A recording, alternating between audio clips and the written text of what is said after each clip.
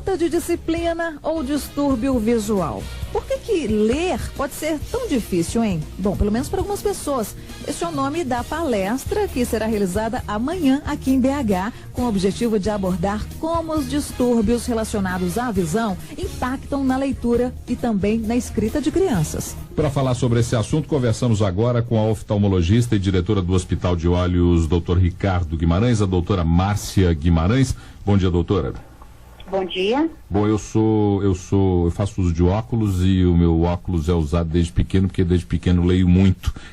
Quais são os principais distúrbios da visão, doutora? Os distúrbios da visão relacionados ao aprendizado são distúrbios que extrapolam o uso do grau.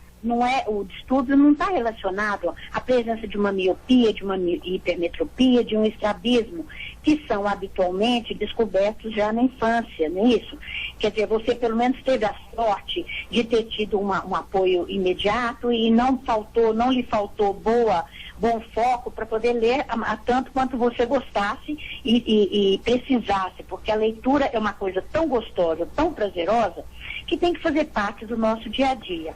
Os distúrbios aos quais nos referimos são distúrbios que provocam um desconforto e a leitura, em vez de prazerosa, se torna penosa, se torna desgastante, desconfortável, fazendo com que a criança se desinteresse, que ela comece a lacrimejar, coçar os olhos e evite, porque ela começa a associar desconforto, dificuldade ao ato de ler.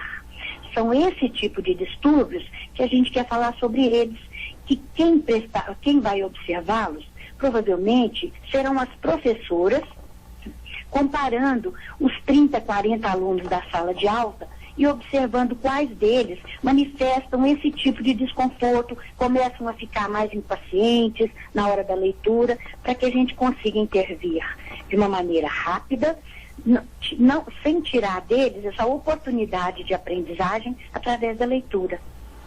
Quando perceberam, por exemplo, que eu tinha um problema de visão e foi através do aprendizado, como a senhora mesmo se referiu, foi uma professora que percebeu, pelo fato de ser um pouco mais alto que a minha turma, eu ia para o fundo da sala pela altura, mas não conseguia ter leitura, então me esforçava para ler, ela percebeu isso.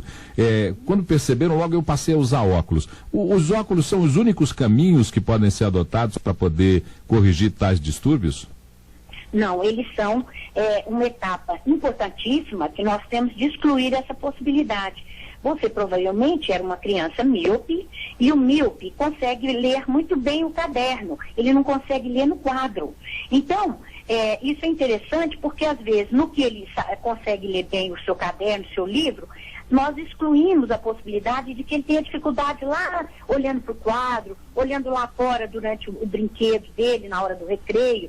Então não se faz associação. Isso é muito importante que seja excluído como possibilidade, né? Agora, o que a gente preocupa mais são aqueles distúrbios que levam a criança a ter um desfocamento na hora da leitura, não relacionado a grau. Tem crianças que vão contar que quando eles começam a ler, eles têm a sensação de que as letras estão mexendo, que parece que uma letra sobe mais do que a outra, que não há uma estabilidade. Uma criança me contou o seguinte: tia, ela me disse assim, tia, eu gosto de ler esses livros lindos aqui que a professora me dá, mas quando eu começo a ler, parece que está escrito na água e alguém joga uma pedrinha, começa a subir e descer, uma palavra embaralha na outra e eu tenho dificuldade, eu não consigo continuar lendo. E se eu ler, eu não consigo ler o que eu não consigo lembrar ou associar ou contar aquilo que eu acabei de ler. Então é esse que é o tipo de problema que a gente tem de prestar atenção. É uma criança aparentemente esperta, inteligente, que quer aprender, gosta de estar na sala de aula, mas não tem digamos assim, um avanço, um aproveitamento à altura naquelas matérias relacionadas ao português, à história, à geografia, que são atividades que exigem mais leitura. E para ter uma noção boa desse tipo de dificuldade e como combatê-los e como identificá-los, nós estamos promovendo essa palestra, que vai ser amanhã, de 8h30 às 10h30, uma palestra gratuita. E temos também cursos de distúrbios de aprendizagem relacionados à visão, que são cursos de 3 dias São cursos diferentes, muito completos, voltados para os profissionais da educação. É o psicopedagogo, é o pedagogo, é o fonoaudiólogo, para que ele possa incorporar mais essa ferramenta às que ele já tem, para conduzir essas crianças que não estão progredindo na escola da maneira adequada. Tais distúrbios podem ter consequências genéticas? Eles podem advir de pais e mães que também tiveram distúrbios? Exatamente, eles são muito mais frequentes quando há uma história familiar de dificuldade. Ou o pai ou a mãe não gosta muito de ler, abandonou os estudos, desistiu de fazer um outro curso técnico, só conseguiu o primeiro ou segundo grau e não quis mais, porque para ele sempre foi muito penoso o ato da leitura. Então, há uma história familiar muito importante nessas, e há de se pensar nisso. A mãe, lembre-se, mãe ou pai, de como foi difícil estudar, se era difícil ler. Muitas vezes ele tem que levar isso em consideração antes de cobrar do próprio filho. Muitas vezes eu tenho casos, quando a gente faz a interferência, na hora a criança já começa a ter um outro padrão de leitura, ela tem uma outra fluência, e isso é observado lá no Hospital de Olhos, e é observado pelo pedagogo, pelo psicopedagogo, ao fazer a intervenção adequada, que é uma intervenção de baixo custo, que é rápida para começar a ter o resultado, mas o mais bonito é que muitas vezes, nessa hora, a mãe e o pai se surpreendem, porque a criança, na mesma hora, começa a ter uma fluência maior. A mãe fica surpresa e, não raro, nós observamos, às vezes, o pai pedir desculpa para o filho, fala: meu filho, me perdoa, porque eu te tanto, eu te castiguei, eu fiz uma cobrança que não justificava, você tinha uma dificuldade, não era desmotivação, não era malandragem da sua parte.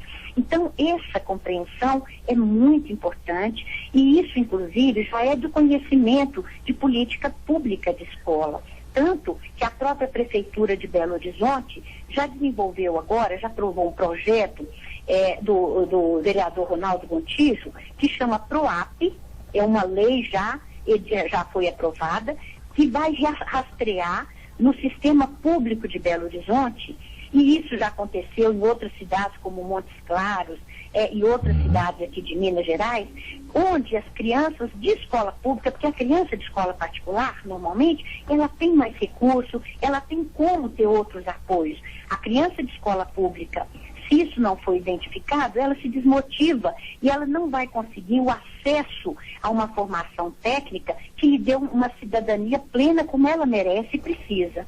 Então, esses projetos já estão sendo levados para a rede pública para que essas crianças sejam identificadas precocemente, e a intervenção, quanto mais rápida, melhor é, porque não tem resgate para fazer, não tem uma história de vários déficits que se acumularam. Esse trabalho nós temos orgulho de contar que é de Minas Gerais para o Brasil. Nós já treinamos aqui mais de 3.000 professores e 1.400 profissionais da área de saúde e educação em 20 estados do Brasil. Mas tudo começou aqui em Belo Horizonte com a Fundação Hospital de Olhos. E isso a gente tem muito orgulho de falar que é de Minas Gerais que está saindo essa conscientização de como é importante a participação na visão, no aprendizado.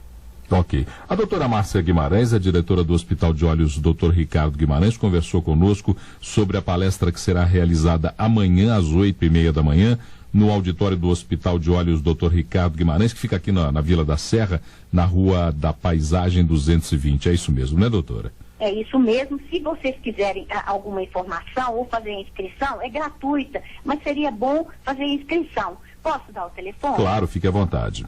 É 3289-2024. Ok. E quem quiser fazer o curso de 3 dias para dar a capacitação de fazer a intervenção, seria pelo telefone também 3289-2024 ou 2076. Perfeito. Agradecendo a doutora Márcia Guimarães por sua participação conosco aqui no Jornal Band News Minas, primeira edição. Um grande abraço, um ótimo dia para a senhora. Igualmente, muito obrigada.